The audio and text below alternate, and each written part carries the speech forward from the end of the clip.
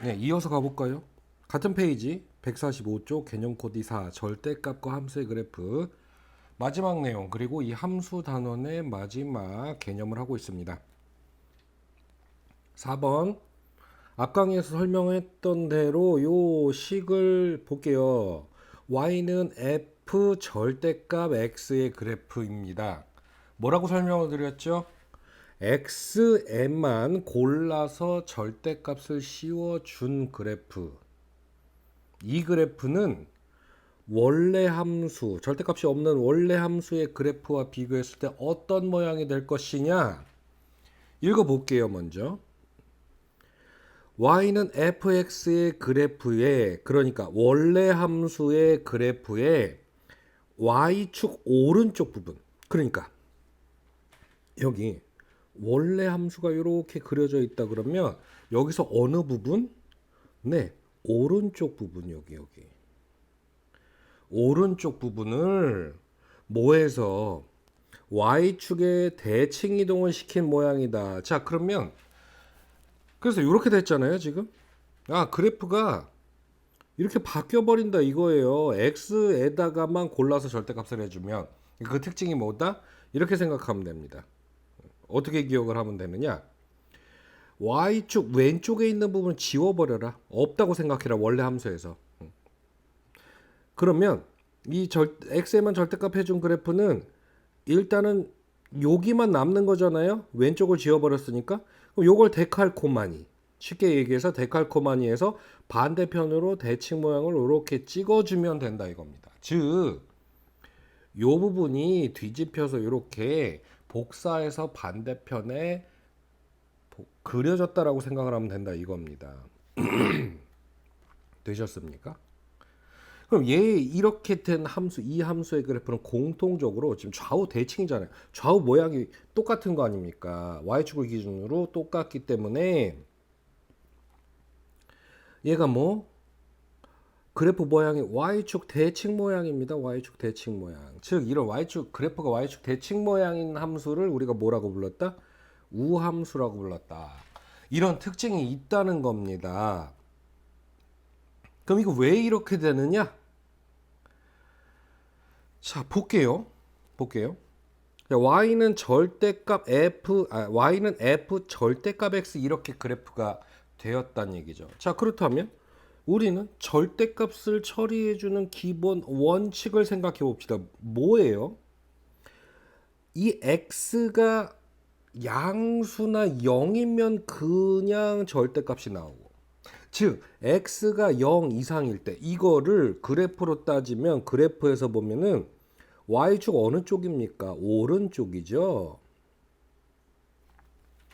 그래서 y축 오른쪽의 그래프는 그냥 fx가 돼요. 그러니까 y축 오른쪽 그래프를 아까 그냥 내버려 두고 얘만 살리라고 하는 이유가 뭐였습니까? 원래 모양 원래식 그대로 나오는 거예요. 0 이상이면 여기에 그냥 x랑 절대값 x랑 똑같으니까 똑같이 나와요.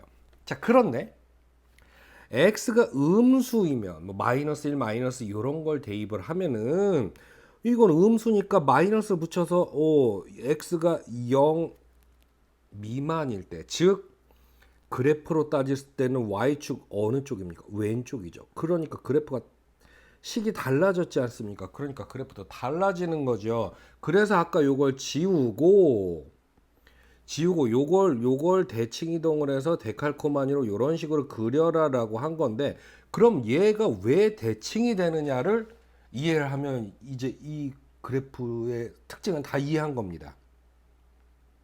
왜 그래요? 볼까요?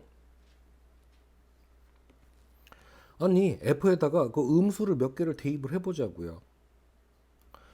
f에다가 마이너스 1을 이 함수에다가 마이너스 1을 대입을 했습니다. 근데 절대값이 돼 있죠? 결국은 뭐를 대입한 거랑 똑같습니까? 1을 대입한 거랑 똑같은 효과가 나는 거예요. 그러니까 대칭 모양이 된다. 왜? 그래프로 또 한번 볼게요. 아직 납득을 못 하셨다 그러면 볼게요. 여기가 1이라고 쳐봅시다. 그러니까 f에다 1을 대입했더니 예를 들어서 2가 나왔어요. 근데 f에다가 마이너스 1을 대입을 했습니다. 그런데 절대값이 있으니까 결국 f에다 1을 대입한 거랑 똑같은 값이 나오는 게 되는 거죠. F에다 1을 대입했을 때 2가 나오니까 F에다가 마이너스 1을 대입해서 절대값을 하면 요 값도 결국에는 2가 되는 거니까 1을 대입한 값이랑 2를 대입한 값이랑 똑같네. 좌우의 값이 똑같네. 그렇죠? 그 다음에 F에다가 2를 대입했다고 쳐봅시다. 요때의 값이 예를 들어서 마이너스 1이 나왔다고 쳐볼게요. 그러면 요 절대값이 있는 함수에다가 마이너스 2를 대입을 하면요. 마이너스 2를 대입을 하면은 이게 결국에는 절대값 안에 들어갔기 때문에 이게 숫자가 2로 바뀌어지는 거니까 결국엔 2를 대입한 것과 똑같은, 즉 F에다 마이너스 2를 대입해도 얘를 대입한 마이너스 1과 똑같으니까 여기도 똑같네. 그렇다면 X에다가 대입하는 모든 값들이 좌우의 값이 똑같아지는 거 아닙니까?